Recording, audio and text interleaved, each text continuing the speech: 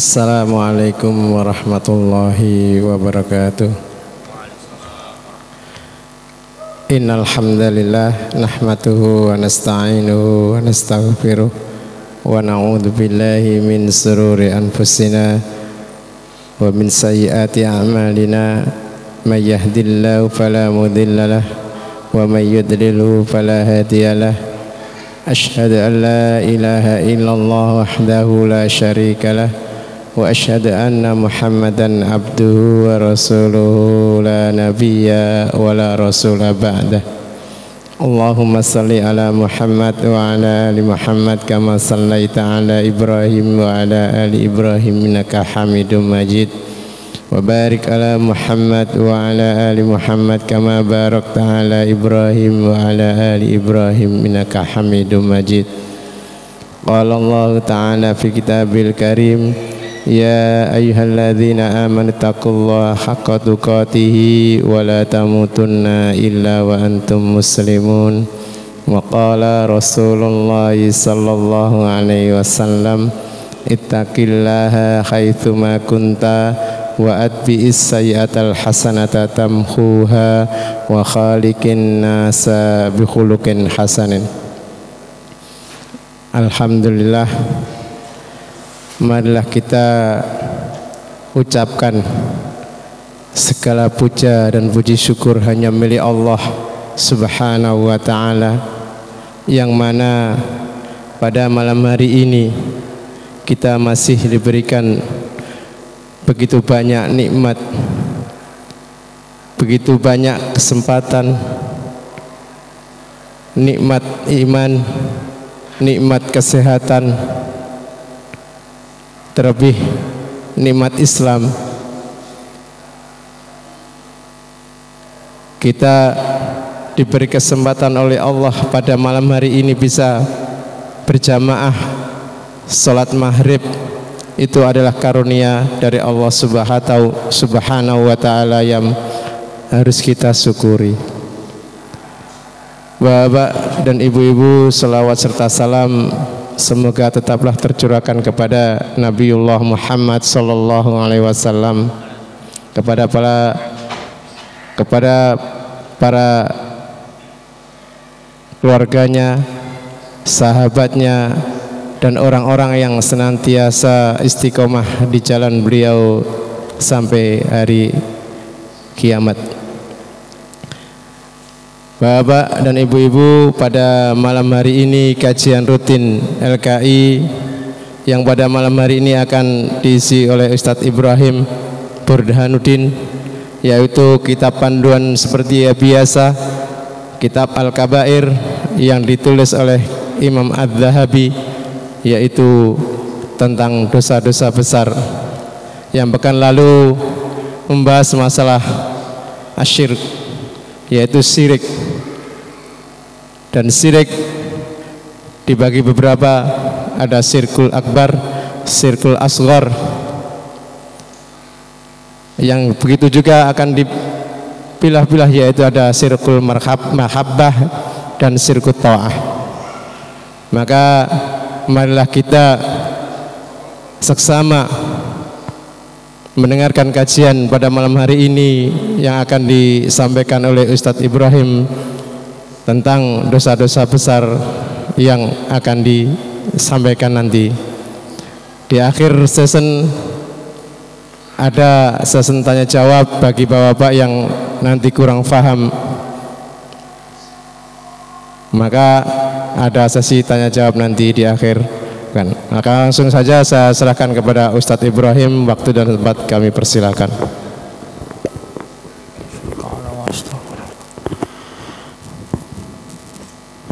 Bismillahirrahmanirrahim. Aqulu lakum assalamualaikum warahmatullahi wabarakatuh. Alhamdulillahi rabbil alamin, wassalatu wassalamu ala asrafil anbiya'i wal mursalin sayyidina Muhammadin wa ala alihi wa ashabihi wa man tabi'ahum bi ihsanin ila yaumiddin. Qala Allah ta'ala fi kitabihil karim, ya ayyuhalladzina amanu taqullaha wabtagu ilaihil wasilah wajahidu fi sabilihi la'allakum tuflihun. Allahumma anfa'na bima 'allamtana wa 'allimna ma yanfa'una wa zidna ilman. Rabbi shrah li sadri wa yassir li amri wahlul 'uqdatam min lisani yafqahu qawli. Allahumma a'izzal Islam wal muslimin wa ahlikil kafarata wal musyrikin wal munafikin wa ansarahum adz-dzalimin, amma ba'du. Para hadirin, Bapak Ibu jamaah ingkang kula muliakan lan mugi-mugi tansah pinaringan sehat, rahmat lan ampunan saking Allah Subhanahu wa taala. Alhamdulillah, di kesempatan malam hari ini Allah mengizinkan kita untuk beribadah kepada Allah Subhanahu wa taala. Maka mari kita memaksimalkan ibadah yang Allah karuniakan kepada kita dan berusaha untuk lebih banyak lagi mengerjakan ibadah kepada Allah Subhanahu wa taala. Atau dengan kata lain, jika Allah memberikan kita kesempatan untuk hidup, maka mari kita gunakan kesempatan itu untuk meningkatkan kuantitas dan kualitas ibadah kita kepada Allah Subhanahu wa taala. Secara jumlah kita tingkatkan, secara kualitas juga kita tingkatkan. Para hadirin jamaah yang dimuliakan Allah, tidak lupa kita bersyukur di malam hari ini kita semakin mendekati datangnya bulan Ramadan. Maka kami mengingatkan kepada diri kami dan para hadirin semua untuk selalu membersihkan hati dalam rangka menyambut Ramadan. Siapa saja hamba yang masuk di bulan Ramadan namun hatinya masih keruh, kotor dengan dosa, maka ia akan sulit sekali untuk memaksimalkan diri di bulan Ramadan. Mari kita perbanyak istighfar. Di hari-hari Sya'ban yang tersisa, tidak sampai 2 pekan kita akan berjumpa dengan Ramadan.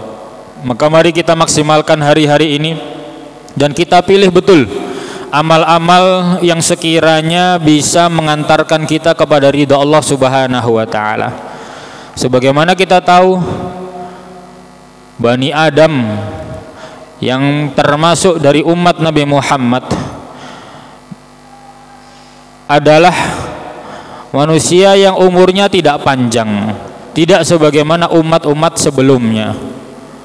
Maka Rasulullah Muhammad SAW selalu mengajarkan kepada umatnya amalan-amalan yang cerdas, amalan-amalan yang terlihat ringan dan sedikit tetapi pahalanya berlipat-lipat. Itu yang diajarkan oleh Rasulullah. Karena memang umur kita sedikit, umur kita pendek, tidak sepanjang umur umat Nabi Nuh misalnya. Dakwah Nabi Nuh saja 950 tahun, belum total umurnya.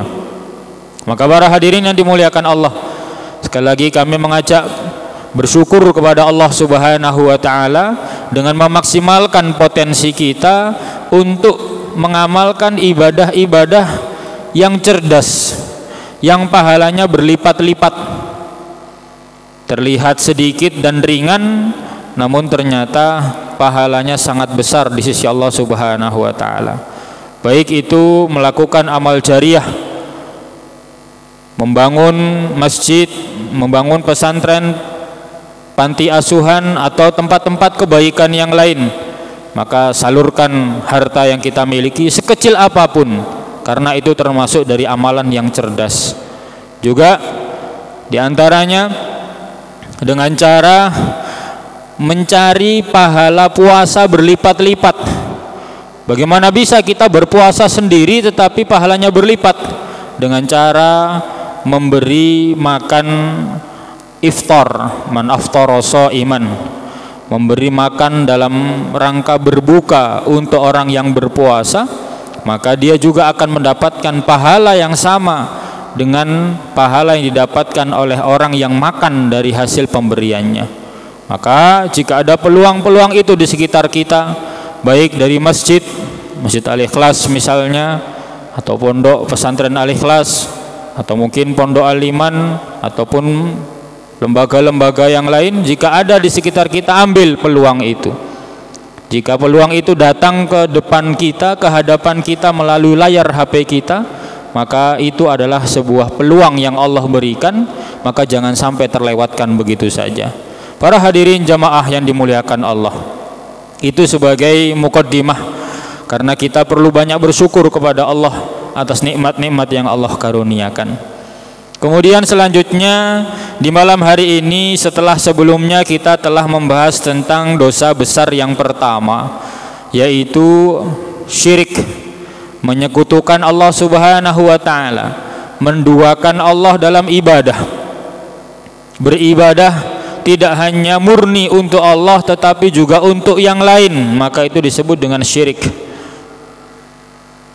Terbagi menjadi dua, akbar wa asghar. Salah satu bentuk syirik asghar yang kemarin kita bahas adalah as-sum'ah dan juga ar-riya, memperdengarkan amal-amal kita, menceritakan amal soleh ataupun memperlihatkan amal-amal yang kita kerja, amal-amal yang kita lakukan. Ini termasuk hal-hal yang dilarang jika diniatkan untuk mendapatkan pujian selain Allah ataupun takut dicela oleh manusia. Maka ini termasuk dalam kategori sum'ah dan riya.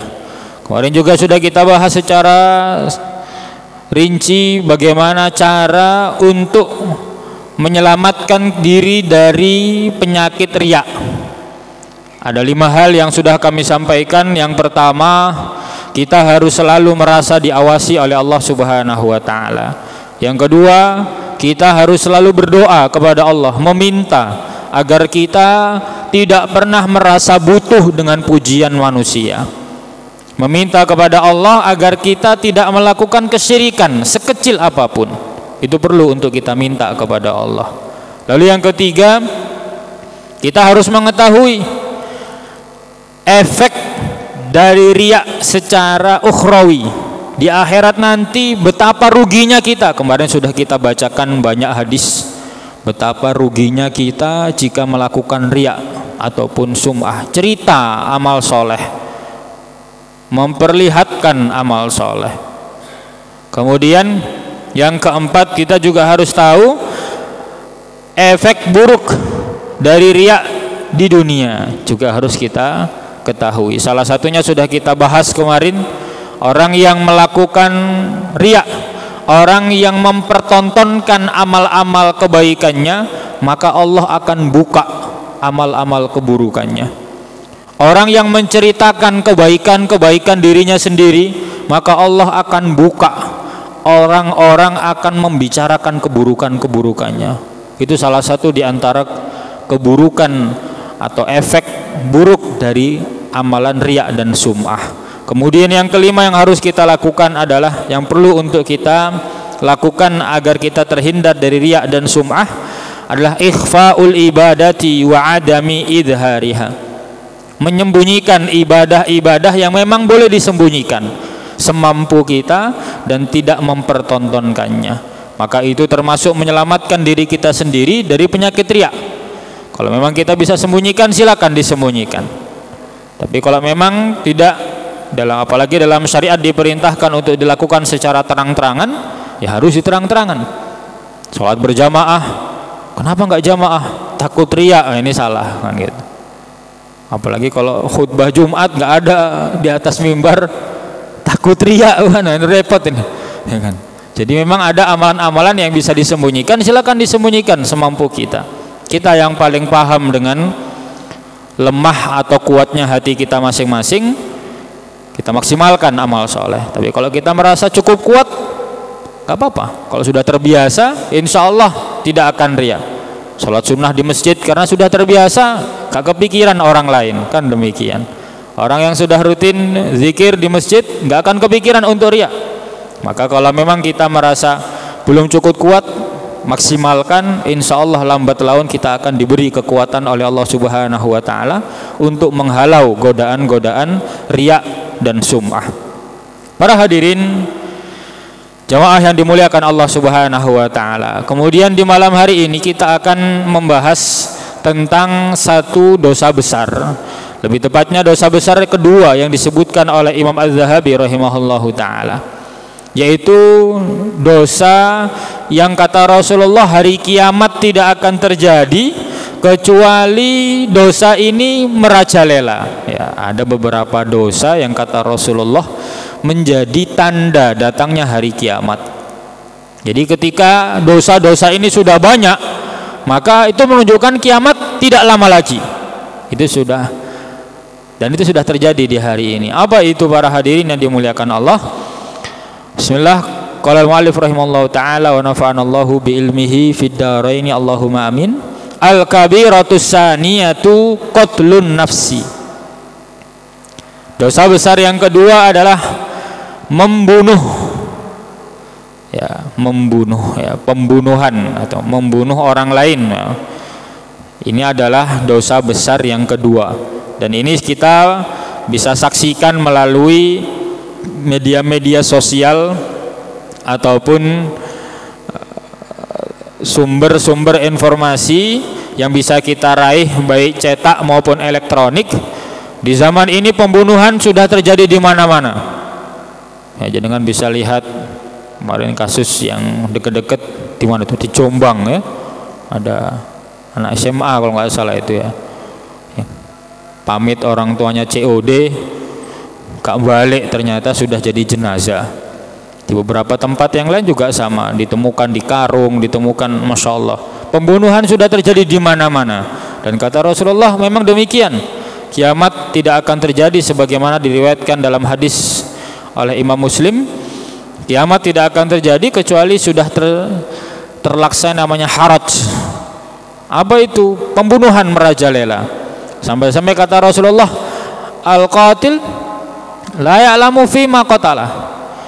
Seorang pembunuh tidak paham kenapa dia harus membunuh. Wal maktul juga tidak paham kenapa dia dibunuh.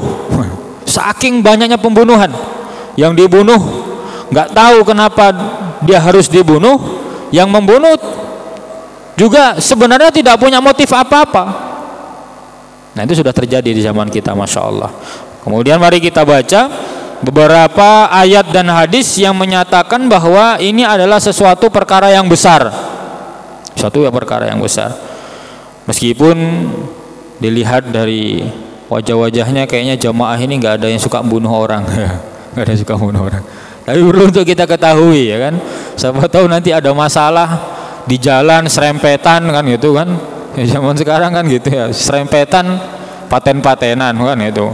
Nah, jadi kita harus paham, kita harus punya ilmunya agar bisa menahan diri jika memang suatu ketika kita terdorong untuk melakukannya. Allah Subhanahu wa taala berfirman, "Wa may yaqtul mu'mina muta'ammidan." Barang siapa yang membunuh seorang mukmin muta'ammidan secara sengaja, ini ya, barang siapa membunuh seorang mukmin secara sengaja. Jadi perlu diketahui dulu para hadirin yang dimuliakan Allah, dalam fikih ya, dalam fikih itu pembunuhan itu ada tiga. Dalam fikih itu pembunuhan itu ada tiga. Yang pertama pembunuhan amdan atau muta'ammidan, secara sengaja. Ini kita perlu ketahui dulu agar kita bisa membedakan hukumnya, karena Islam itu merinci suatu perkara agar tidak salah dalam menghukumi orang lain. Itu penting sekali. Dalam fikih membunuh itu ada tiga jenis, tiga kriteria. Yang pertama membunuh dengan sengaja.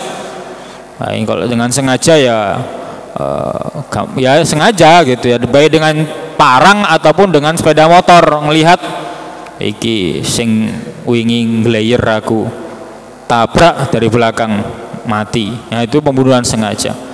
Atau kita memang sengaja bukan kita ya, atau ada yang sengaja bacok atau bagaimana, maka itu memang sengaja. Ini yang pertama. Yang kedua, pembunuhan itu dilakukan khata', karena suatu kesalahan ya, karena satu kesalahan.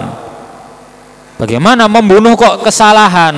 Membunuh kesalahan itu misal orang memang sedang berburu Dia pergi ke hutan, yang hutan itu terkenal tidak ada orang yang berkeliaran di sana. Kemudian dia mengendap-endap, dikira rusa, tembak, ternyata orang ngarit misalnya.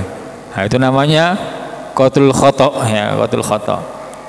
Dia memang niat membunuh, tapi niatnya itu bukan manusia tetapi yang lain, rusa. Tapi dia salah, maka ini namanya qatlul khata'. Itu ada hukumnya sendiri. Kemudian yang ketiga adalah sibhul amdi, seperti sengaja. Bagaimana seperti sengaja itu? Seperti sengaja itu misal ada anak kecil rame misalnya di masjid, kemudian dilempar pakai sedotan, nggak taunya mancep di matanya, meninggal. Itu namanya sibhul amdi. Memang dia ngelempar, betul-betul ngelempar, tapi yang dilempar itu bukan alat yang harusnya untuk membunuh, tapi mati. Itu namanya sibhul amdi. Dan dalam fikih nanti ada turunan hukumnya, mana yang wajib dikisos, mana yang hanya diat saja, mana itu nanti di fikih, kita nggak bahas lebih panjang kan gitu ya. Maksud kami, Allah Subhanahu wa taala menyebutkan di sini, wa may yaqtul mu'mina muta'ammidan, siapa saja yang membunuh dengan sengaja, berarti itu bukan termasuk sibhul amdi dan qatlul khata'. Membunuh karena salah atau yang seperti sengaja kan berbeda. Jadi ada tiga yang Allah maksud. Itu yang pertama, membunuh dengan sengaja. Memang diniati teko omah wis pengen mateni wong. Nah, itu namanya itu namanya pembunuhan amdan atau muta'ammidan. Barang siapa membunuh seorang mukmin secara sengaja, kata Allah, fajazauhu jahannam, maka balasan baginya adalah neraka jahanam, khalidan fiha, dia kekal di dalamnya, wa ghadiballahu alaihi, Allah murka kepadanya, wa la'anahu, Allah melaknatnya, wa a'adda lahu azaban azima, dan Allah menyediakan bagi dia azab yang sangat berat, sangat besar sekali. Nah, di sini tertulis orang yang membunuh seorang muslim di neraka selamanya. Ternyata ada penjelasan dari Syekh Abdul Aziz bin Bas rahimahullahu taala. Beliau mengatakan, lakin la yakhlud fin nari khuludal kufar, dia tidak akan kekal di neraka sebagaimana kekalnya orang-orang kafir, cuma lama di neraka, lama tapi nggak kekal. Itu hukuman bagi orang-orang yang membunuh seorang mukmin dengan sengaja.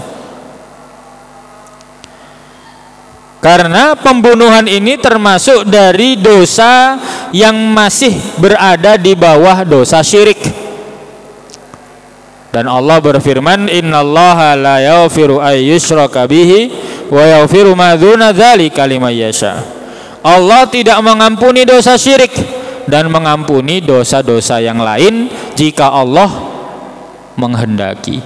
Maka membunuh seorang mukmin akibatnya akan diazab di neraka dengan waktu yang sangat panjang, namun tetap ada kemungkinan diampuni oleh Allah Subhanahu wa taala.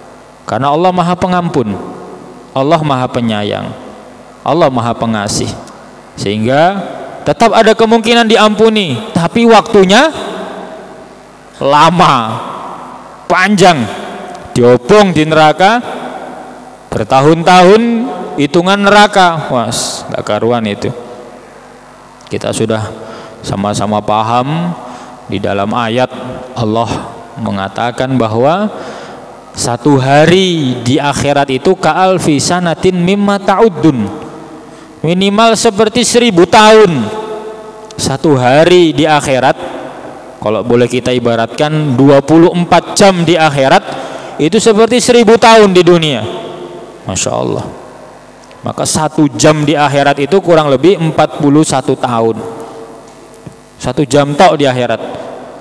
Maka jika ada yang sudah berumur 60 tahun saat ini, maka di akhirat itu kerosone mek 1,5 jam. Nah kalau umurnya baru 30 tahun, sik rong sak jam, lagi 45 menit tengah akhirat. Makanya kata Allah, kata Rasulullah dalam banyak ayat dan hadis, sabar di dunia itu sabar. Ojo maksiat, hukumannya gak karuan. Kan gitu. Sampean sak maksiat 5 menit, hukumannya Masya Allah. Mateni wong, apa misalnya, bacok gak sampai sak menit kan. Hukumannya lama sekali di akhirat. Berzina, paling pirang menit toh zina, hukumannya Masya Allah. Jadi kata Allah, sabar, isbir, sabar. Di dunia itu harus sabar. Sabar terhadap maksiat salah satunya. Cuma sebentar kita ini, sak jam setengah tok. Rata-rata umur manusia umat Nabi Muhammad itu 60 tahun. Pol-pol 80 tahun misalnya, iku sik rong jam nang akhirat. Sik rong jam hitungane. 120 tahun sik 3 jam. Belum seperempat hari, Masya Allah. Jadi ngatasi kalau kita bermaksiat, coba dipikirkan hal-hal yang seperti ini. Ya Allah, aku maksiat ndelok sing haram-haram paling pirang menit toh. Enake ya apa toh? Ternyata azabnya sangat lama sekali di akhirat. Makan yang haram ketok sugih paling pirang tahun toh ketok sugih. Tapi ternyata azabnya luar biasa. Jadi mari kita selalu mengaitkan kehidupan dunia kita dengan kehidupan akhirat kita. Nggak seberapa. Maka jangan sampai kita nekat maksiat di kesempatan hidup dunia ini yang cuma sebentar, sampai-sampai kita harus diazab dengan waktu yang panjang di akhirat. Kemudian para hadirin yang dimuliakan Allah Subhanahu wa taala, Allah juga melarang untuk membunuh diri sendiri. Ya, tadi kita bahas ayat yang pertama, Allah melarang untuk membunuh mukmin yang lain. Ternyata Islam, agama kita, baik firman Allah maupun hadis Rasulullah menerangkan haramnya membunuh diri sendiri, atau bahasa singkatnya bunuh diri itu haram hukumnya. Apapun caranya, mau minum baikon, lompat dari masjid ya, habis Jumatan lompat dari masjid ya kan, sama aja bunuh diri. Nggak ada hal yang membenarkan bunuh diri, ataupun dengan cara apapun. Dalilnya firman Allah, wala taqtulu anfusakum innallaha kana bikum rahima. Janganlah kalian membunuh diri kalian sendiri, sesungguhnya Allah Maha Penyayang kepada kalian. Nah, ini perlu diingat nih, yang lagi stres-stres ya kan, punya banyak beban, ingat ayat ini, wala taqtulu anfusakum innallaha kana bikum rahima. Jangan bunuh diri kalian, sesungguhnya Allah Maha Penyayang terhadap kalian. Masya Allah. Jadi kalau kita punya masalah, kembali kepada Allah, bukan lompat dari jembatan. Lompat dari jembatan ya. Banyak zaman sekarang, Masya Allah, banyak. Kita juga bisa baca berita beberapa sekitar sebulan yang lalu di Solo ada orang lompat dari jembatan di Bengawan Solo, pengen bunuh diri tapi nggak mati ya, orang aja le, nyangkut malah beset kabeh awake. Tapi sudah niatin, itu haram. Nggak, jangan sampai terbersit. Zaman sekarang banyak ya, maka jangan sampai membunuh diri sendiri maupun orang lain. Hadis yang menjelaskan larangan membunuh diri sendiri, Rasulullah Shallallahu Alaihi Wasallam bersabda, man qatala nafsahu bi syai'in udziba bihi yaumal qiyamah.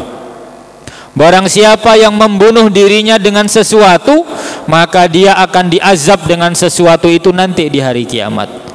Orang yang bunuh diri dengan cara melompat dari tempat yang tinggi, maka di neraka hukumannya adalah dengan dilempar dari tempat yang tinggi berkali-kali. Orang yang membunuh dirinya dengan cara mengiris lengannya, maka Allah akan menghukumnya dengan mengiris lengannya berkali-kali nanti di dalam neraka. Dengan cara lompat ke mesin penggiling, atau bagaimanapun caranya, Allah akan mengazab dengan cara yang sama. Jadi jangan pernah berpikir untuk bunuh diri. Rampungkan tugas kita di dunia ya, jangan dirampungkan sendiri. Dan ini juga menunjukkan bahwa ternyata manusia itu tidak memiliki dirinya sendiri, sehingga dilarang oleh Allah untuk menyakiti dan membunuh diri sendiri. Ini penting. Karena kita sering dengar di zaman sekarang orang yang mengatakan iki awak-awakku dhewe sak karepku, kan bisa dengan gitu. Tato ya. Iki kan awak-aku dhewe sak karepku. Enggak. Islam itu menegaskan bahwa kita ini milik Allah Subhanahu wa taala, tidak boleh menyakiti dengan tato, dengan memotong ini, memotong itu.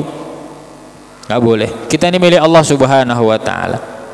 Jadi yang pernah ya tobat aja, pernah tobat. Itu maksiat, itu namanya maksiat. Kita harus bertobat kepada Allah Subhanahu wa taala. Kemudian Allah juga mensifati hamba-hambanya yang beriman dan bertakwa dengan orang-orang yang walladzina la yad'una ma'allahi ilahan akhar wa la yaqtuluna an-nafsa allati harramallahu illa bil haqq wa la yaznun wa may yaf'al dzalika yalqa athama. Orang-orang yang bertakwa kepada Allah di antara sifatnya adalah mereka tidak berdoa kepada selain Allah. Mereka tidak membunuh orang lain yang diharamkan oleh Allah illa bil haq, kecuali dengan alasan yang dibenarkan. Wala yaznun, dan mereka tidak berzina. Wa may yaf'al dzalika yalqa athama, barang siapa yang melakukan hal tersebut dia akan mendapat dosa yang besar. Bapak Ibu hadirin jamaah yang dimuliakan Allah. Sekali lagi di sini disampaikan dalam ayat wala yaqtuluna an-nafsal lati harramallahu illa bil haqq. Orang yang bertakwa itu tidak membunuh orang-orang yang diharamkan oleh Allah untuk dibunuh kecuali dengan alasan yang dibolehkan. Maksudnya apa? Ada alasan-alasan yang mana ternyata kita boleh membunuh orang lain. Tapi ini bukan motivasi untuk membunuh orang lain ya. Ini perlu untuk dipahami dulu ya. Maksud kami dalam syariat kita ada peluang boleh membunuh orang lain. Tentunya ini bagi orang-orang khusus. Nanti coba kita baca. Misalnya Rasulullah Muhammad SAW menyebutkan beberapa di antara orang yang boleh untuk dibunuh, misalnya as-sayyibuz zani, yaitu seorang yang pernah menikah kemudian berzina, itu boleh dibunuh dengan aturan Islam, yaitu rajam. Sudah pernah menikah tapi berzina, maka itu boleh dirajam, dan rajam itu haknya negara. Rajam itu haknya negara. Kewajibannya negara ya, bukan haknya negara. Kewajibannya negara, bukan kewajiban kita. Tapi dari apa yang kami baca, negara Indonesia memutuskan ora popo. Jadi di Indonesia ini kalau laki-laki dan perempuan yang sudah sama-sama menikah kemudian berzina, atau bahasa gampangan iku selingkuh, aturan negara nih ora popo, sak karepmu, sing penting suka sama suka. Iku aturan negara. Tapi sekali lagi ini bukan anjuran untuk berzina ya. Ini harus kita pahami. Kita membandingkan, Islam mendudukkan orang yang pernah menikah lalu berzina, maka dia dirajam, ditimbun setengah badan, kemudian dilempar dengan batu oleh orang banyak sampai mati. Orang yang melemparnya nggak berdosa. Misalnya ada di Sedayu Lawas ini ditegakkan hukum Islam, misalnya hukum Islam. Kemudian ada orang berzina ketahuan, setelah sholat Jumat gali di depan masjid, setengah badan dia dimasukkan, setengah badan suruh masuk agar nggak lari, biar dia kuat menahan sakit. Kalau mau disuruh jongkok juga boleh, tapi biasanya para ulama menyarankan ditimbun setengah badan. Kemudian jamaah yang hadir melempar sampai orang itu meninggal dunia. Maka yang melempar ini tidak berdosa meskipun membunuh orang lain. Kenapa? Karena menegakkan aturan. Yakinlah jika ada satu pelaku zina yang dirajam di Sedayu, itu selama puluhan tahun ke depan nggak ada lagi perzinaan di Sedayu. Tenan nih, wedi delok koncone sing zina getihen mati, meregang nyawa, tidak ada yang menolong, itu wedi. Tapi kalau cuma penjara 1 malam, kong kali kong lepas lagi, zina lagi, lepas lagi, ya banyak kos-kosan di Sedayu jadi sarang perzinaan dengan gitu. Maka kalau mau yang ampuh, ayo kembali kepada syariat. Kemudian yang kedua yang boleh dibunuh dalam Islam itu wan nafsu bin nafsi. Jika orang membunuh, maka dia akan dibalas bunuh, atau bahasa yang sederhana kisos. Itu boleh. Maka yang membunuh itu tidak berdosa. Maka yang membunuh tidak berdosa. Atau orang yang murtad. Orang yang murtad boleh dibunuh. Dan itu sekali lagi, ini semua 3 hal ini berkaitan dengan kewajiban negara. Nggak boleh kita melakukannya sendiri. Nggak boleh kita melakukannya sendiri. Secara hukum tidak boleh. Secara hukum syar'i itu kewajibannya negara. Kecuali kalau kita membela diri. Nah, itu sifatnya adalah pribadi. Membela diri, kehormatan pribadi, kehormatan keluarga, harta pribadi dan keluarga, maka boleh membunuh. Maksud kami, dalam syariat kita, para hadirin yang dimuliakan Allah Subhanahu wa taala, orang yang membela diri ketika akan dinodai kehormatannya, atau dia akan dibunuh kemudian melawan dan tidak sengaja membunuh orang yang akan membunuh dia, maka dia tidak berdosa. Misalnya ada orang yang dibegal tengah jalan, di dadapan begal, tabrak ke sisan motor ya kan gitu ya.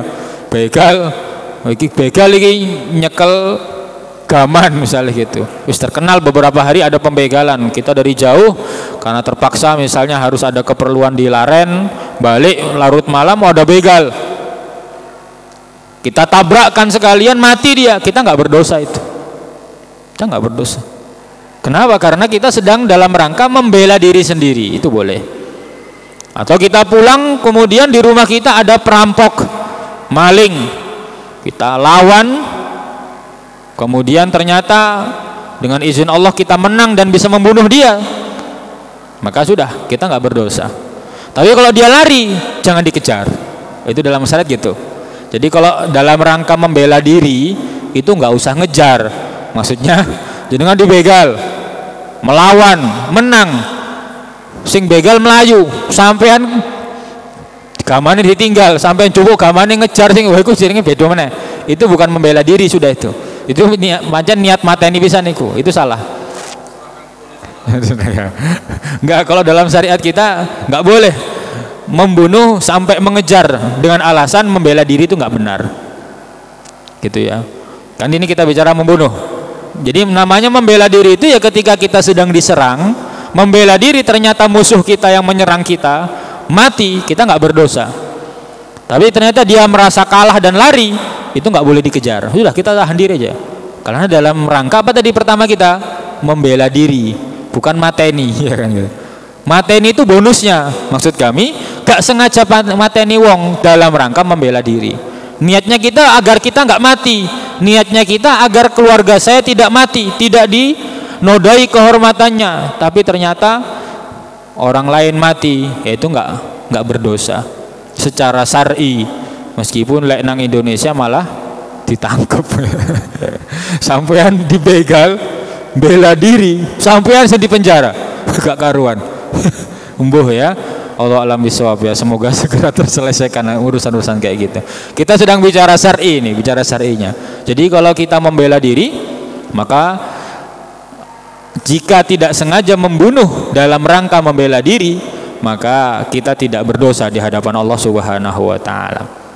Karena Rasulullah pernah bersabda, man qutila duna malihi fahuwa syahid. Barang siapa yang terbunuh karena membela hartanya, dalam hadis yang lain karena membela keluarganya atau karena membela dirinya, maka dia syahid. Dan sebaliknya, jika dia tidak sengaja membunuh, maka dia tidak termasuk dari kategori melakukan dosa besar yang kedua ini, membunuh orang lain. Karena apa? Dari awal dia nggak niat membunuh, hanya niat membela diri sendiri. Jadi ini kita bedakan. Jadi syariat kita itu rinci sekali, nggak bisa dipukul rata. Mateni wong salamu mateni, masih sampean dipikir loh jadi pateni. Bela diri nggak sengaja mateni kan gitu. Nggak bisa. Jadi syariat kita itu betul-betul adil. Islam itu membawa keadilan. Tidak ada kedoliman dalam Islam. Nggak ada. Yang ada kedoliman itu pasti dihukum buatan manusia. Itu pasti ada. Tapi kalau hukum buatan Allah pasti adil. Kaya miskin sama semuanya. Pejabat rakyat sama semuanya. Rakyat maling dihukum, pejabat maling hukum. Bahkan Rasulullah mengatakan, "Lau kanat Fatimah bintu Muhammad saraqat laqata'tu yadaha kama qala." Seandainya anakku Fatimah bintu Muhammad mencuri, maka aku sendiri yang akan memotong tangannya. Rasulullah Muhammad SAW. Betapa keadilan Rasulullah. Nggak ada di hukum yang lain, nggak ada. Anaknya presiden nggak sengaja nabrak orang mati di jalan, ada di hukum. Yang disalahkan jalannya. Nggak ada. Jadi hanya Islam yang betul-betul membawa keadilan. Para hadirin jamaah yang dimuliakan oleh Allah Subhanahu wa taala. Kemudian Rasulullah, kita tambahkan sedikit, Rasulullah menyebutkan man qatala mu'ahadan, barang siapa yang membunuh mu'ahad. Mu'ahad itu orang Yahudi atau orang Nasrani yang minta perlindungan di negara Islam.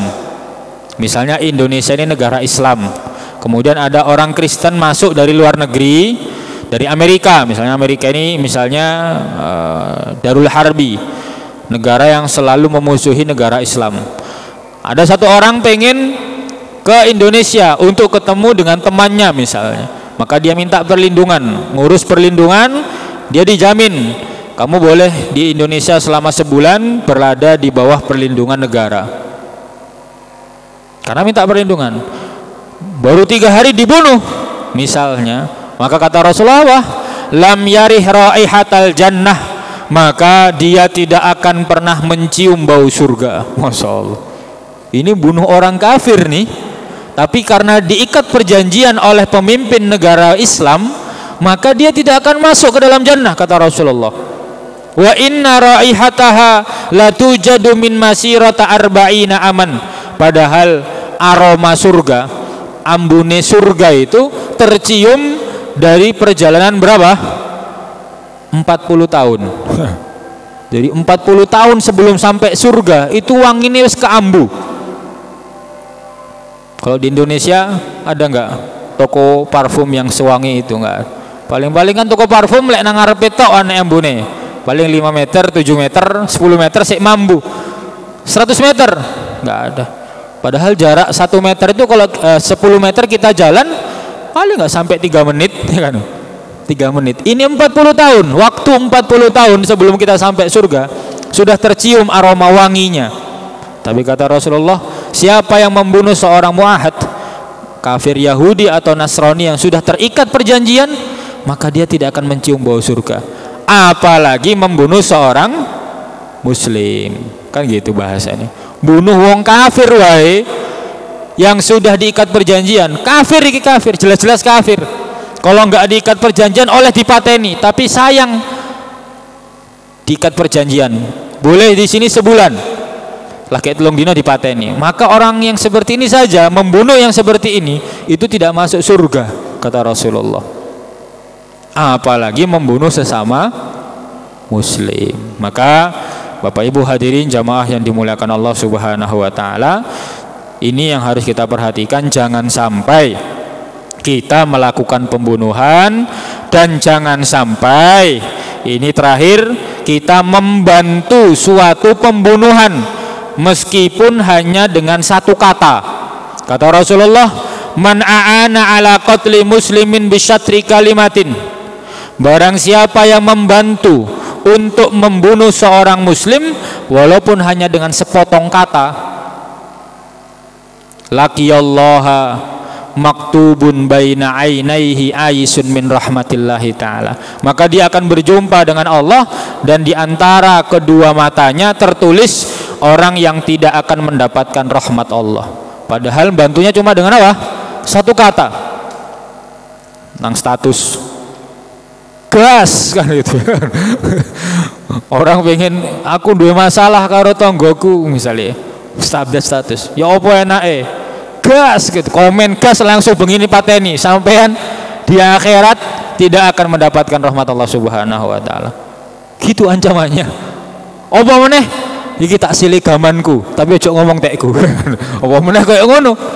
Wah, jangan sampai. Maksud kami, kita dalam Islam itu tidak boleh membunuh orang lain, tidak boleh membunuh diri sendiri, dan juga tidak boleh membantu pembunuhan kepada seorang muslim meskipun hanya dengan kata-kata. Pateni wae, ono maling kan. Pateni wae, tokok buri. Wes gak apa-apa. Jangan. Iya kan gitu. Sikat misalnya kan gitu. Kan gitu, anak maling ketangkep sikat. Atau yang lain nggak berani mukul, kita dari belakang lempar sendal, set, sampai tuk langsung semuanya mukulin sampai mati. Yang pertama ngelempar sendal itu juga dapat dosa. Hati-hati para hadirin, nyawa seorang muslim itu sangat berharga di sisi Allah Subhanahu wa taala. Kita tidak boleh membunuhnya dan jangan sampai kita punya andil dalam pembunuhan seorang muslim. Meskipun apa kata Rasulullah, bisyatri kalimatin, dengan sepotong kata saja. Jangan sampai. Masya Allah, betapa Islam itu menjaga kehormatan, nyawa, dan seluruh yang dimiliki oleh seorang muslim. Sekian bisa kami sampaikan. Mohon maaf ketika ada kekurangan dan kesalahan. Semoga bermanfaat. Akhiru da'wana, assalamualaikum warahmatullahi wabarakatuh. Alhamdulillah, sudah disampaikan Ustadz Ibrahim, yaitu tentang dosa besar yang kedua, yaitu membunuh jiwa.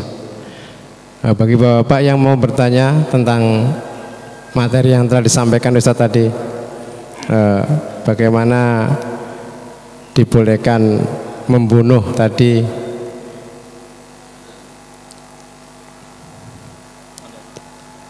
kita beri adzan dulu, setelah itu masuk pertanyaan.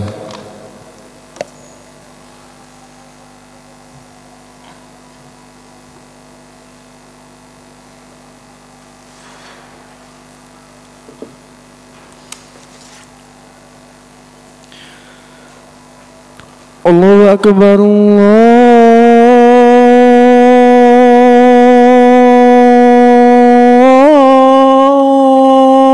Akbar,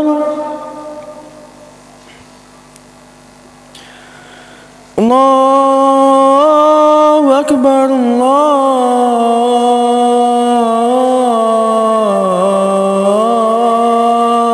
Allahu Akbar. Asyhadu an la ilaha illallah.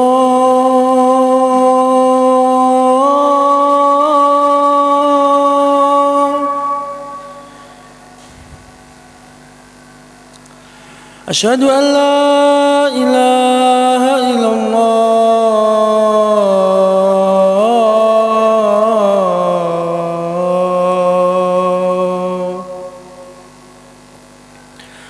Asyhadu anna Muhammadar Rasulullah.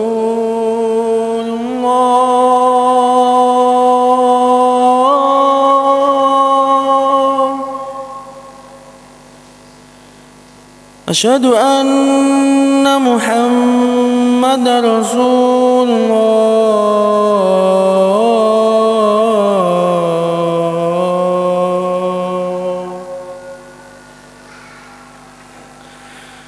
Hayya 'alas shalah.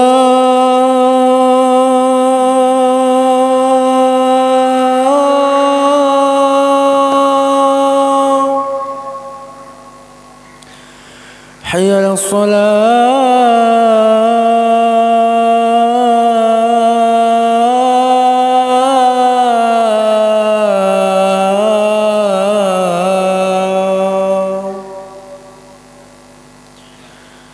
حي على الفلاح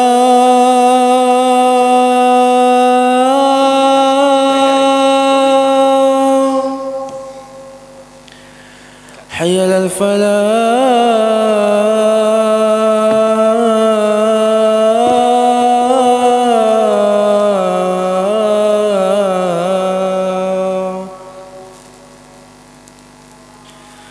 الله أكبر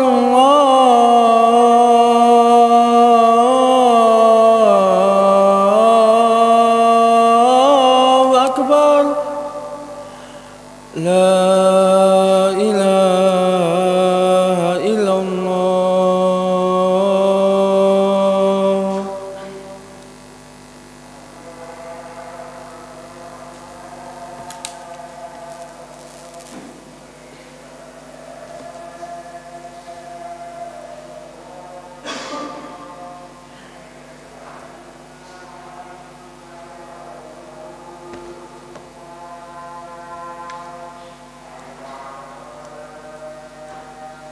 Ya, saya buka kembali. Ini Ustaz, ada pertanyaan yang bulan Januari kemarin belum dijawab Ustaz. Ini pertanyaannya tidak di materi kita, tapi di materi fikih ibadah kayaknya ini. Saya bacakan pertanyaan Ustaz ya. Assalamualaikum, Afan Ustadz mau bertanya, apa hukum membaca ta'awud secara jahar ketika sholat sebelum membaca Al-Fatihah? Buka kurung ketika jadi imam Ustadz. Jadi apa? Seorang imam ini membaca ta'awud dijaharkan sebelum takbir. Monggo Ustadz.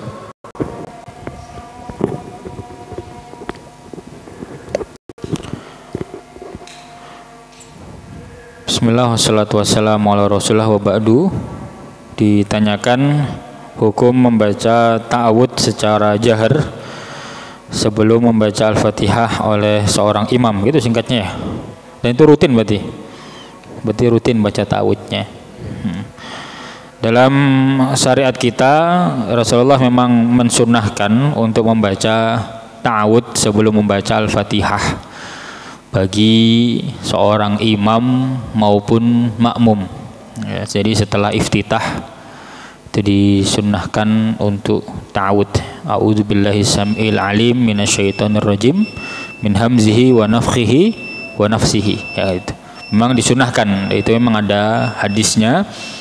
Adapun untuk dijaharkan ya, dijaharkan Allahu alam, kami belum tahu yang berpendapat bahwasanya itu sunnah ya. Namun kami juga belum mendapatkan ada yang melarang secara sharih atau menganggap itu sebagai kesesatan gitu ya. Jadi secara singkat dari apa yang sudah kami baca, tidak ada yang mengatakan itu sunnah, tetapi juga tidak ada yang mengatakan itu suatu kesesatan yang berakibat fatal kepada iman Islam seseorang. Kalau memang kita ingin mengamalkan sunnah yang dicontohkan Rasulullah, ya usahakan membaca ta'awudnya dengan lirih ya, bukan dengan jahar. Mungkin itu imam membaca lirih, tapi karena mic-nya deket jadi kayak jahar ya, mungkin gitu. Kalau saya husnudonya seperti itu ya, husnudonya saya seperti itu, Allah alam ya. Kalau sunnahnya memang ada sunnahnya tadi, disunahkan membaca ta'awud. Allah a'udzubillahi samil alim minasyaitonir rajim min hamzihi wa nafthihi wa nafsihi. Itu disunahkan dengan lirih, sholat lirih sebagaimana iftitah gitu. Allah alam bisawab. Itu. Seperti itu ya, Ibu, jawaban dari Ustadz Ibrahim. Ada yang mau tanya? Ini ternyata ada satu lagi. Ini masalah riba. Ya. Gimana Ustaz? Apa ini dibacakan atau gimana? Ya sebenarnya kalau riba di kabair masih ada tapi lama, masih lama. Iya. Hah? Nunggu bab riba babnya saja ya. Silakan. Kita masuk ini aja, masuk sesi tanya jawab masalah membunuh jiwa tadi. Iya, Pak Budi monggo. Assalamualaikum warahmatullahi wabarakatuh. Waalaikumsalam warahmatullahi wabarakatuh. Ya, tadi Ustadz menerangkan tentang seandainya ada pencurian atau sejenisnya, sedangkan kita mungkin terlalu semangat ajar gitu. Khas. Ternyata yang lainnya gak ikut mengajar. Nggak niatan untuk sampai membunuh, tapi ternyata sampai terbunuh. Nah, seperti itu bagaimana hukumnya? Pertama, yang kedua, bagaimana cara taubatnya orang yang dulunya seandainya jadi preman atau ya pernah membunuh lah karena ya masa lalu. Nah, taubatnya seperti apa? Terima kasih. Assalamualaikum. Assalamualaikum warahmatullahi wabarakatuh. Yang pertama terkait dengan maling ya, di Indonesia kayaknya itu ya tradisinya kalau ada maling dihajar ya, kayak yang dibelimbing ternyata bukan malingnya kan. Kasihan ya. Jadi secara syar'i pencuri itu kan tidak dibunuh hukumannya ya, maling itu hukumannya tidak dibunuh kecuali dia merampok sampai menimbulkan kematian. Jadi dia merampok kemudian karena nggak menyerahkan hartanya membunuh, maka dia dibunuh.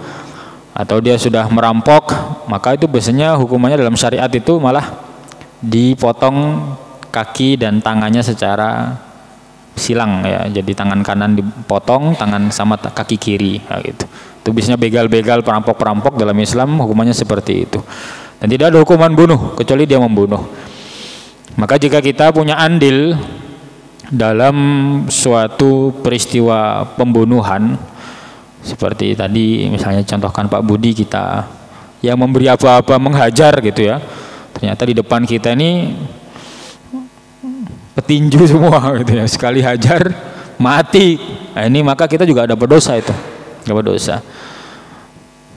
Kalau dalam bahasa hadis tadi dikatakan maka dia di akhirat akan tertulis di antara kedua matanya sini, keningnya, tulisan orang yang tidak akan mendapatkan rahmat Allah kan gitu. Tertulis seperti itu. Jadi ini harus kita hati-hati. Kalau urusan hukum ya secara hukum dia tidak akan terkena hukum, dalam arti tidak akan dikisos kan gitu, karena dia tidak ikut membunuh. Bisa dipahami ya. Jadi dibedakan hukum akhirat dengan hukum dunia. Hukum dunia misal keluarga si maling ini menuntut ke pengadilan siapa yang membunuh anak saya harus dihukum kisos. Ada 5 orang bunuh, dia cuma teriak doang di belakang, hajar lanjut misalnya. Dia nggak akan dibunuh, bisa jadi. Karena memang dia tidak menyentuh sama sekali. Itu bisa jadi, tergantung bagaimana keadilan itu nanti ditegakkan.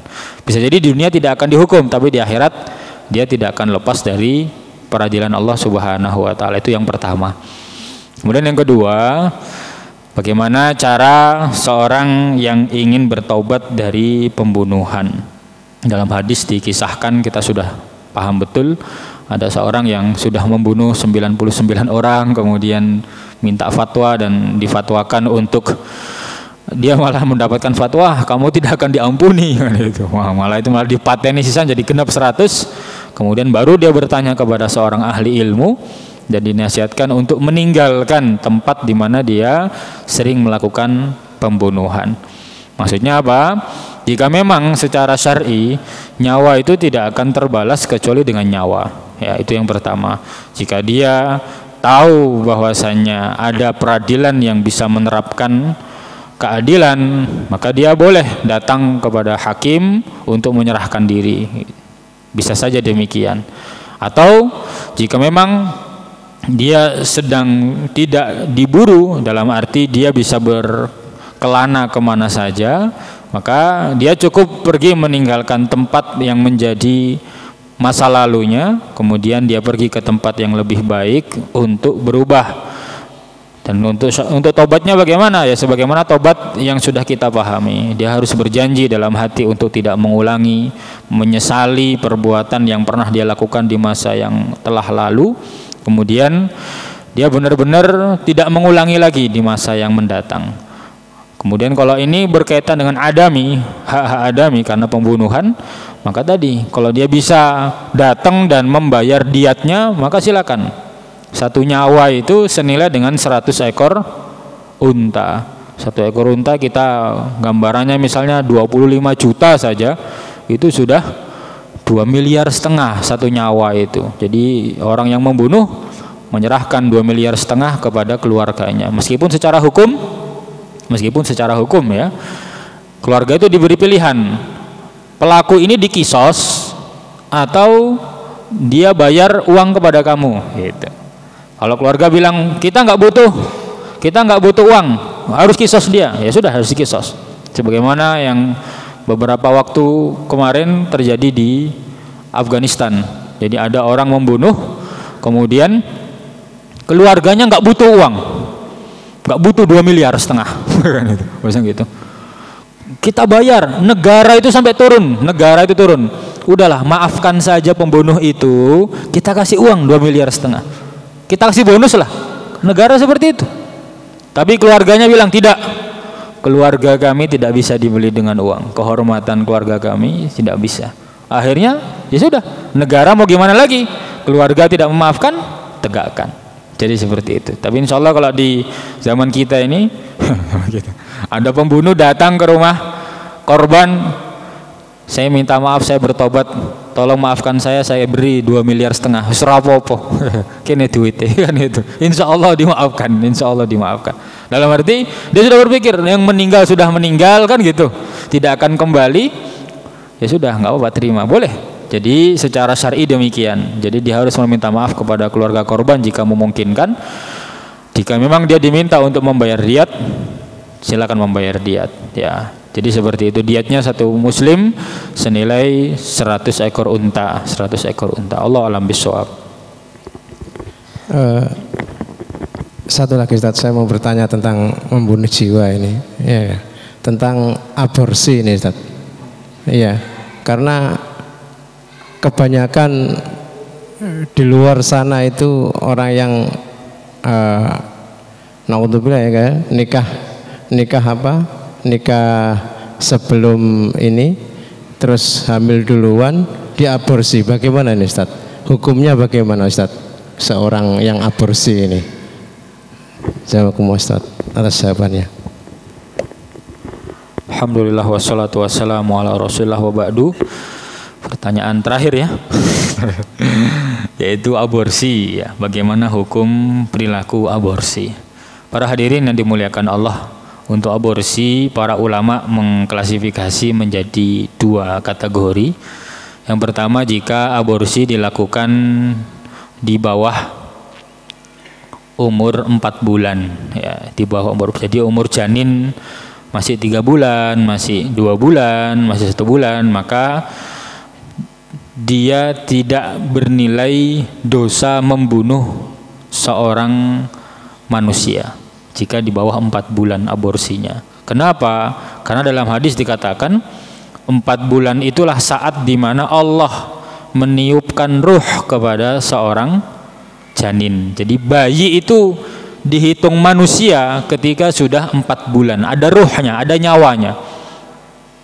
Tapi kalau di bawah itu dia berdosa ya, karena melakukan kedoliman kepada makhluk Allah misalnya, karena dia pasti menyakiti diri sendiri, minimalkan dia menyakiti diri sendiri, maka dia berdosa selain dosa zina ya, selain dosa zinanya.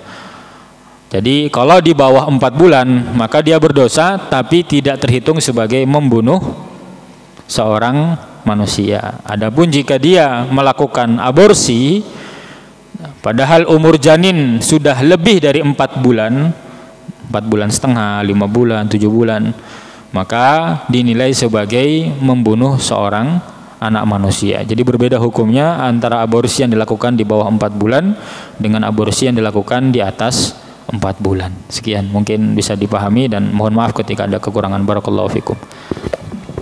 Ya, alhamdulillah. Pertanyaan demi pertanyaan sudah dijawab oleh Ustaz Ibrahim. Sebelum acara kajian ini kita tutup, marilah kita tutup dengan bacaan hamdalah dan doa kafaratul majelis. Alhamdulillahirabbil alamin. Subhanakallahumma bihamdika asyhadu an la ilaha illa anta astaghfiruka wa atubu ilaik. Dari saya sebagai pembawa acara, kalau ada kata-kata yang salah kurang berkenan bagi Bapak-bapak, saya pribadi mohon maaf yang sebesar-besarnya. Akhirul kalam, assalamualaikum warahmatullahi wabarakatuh.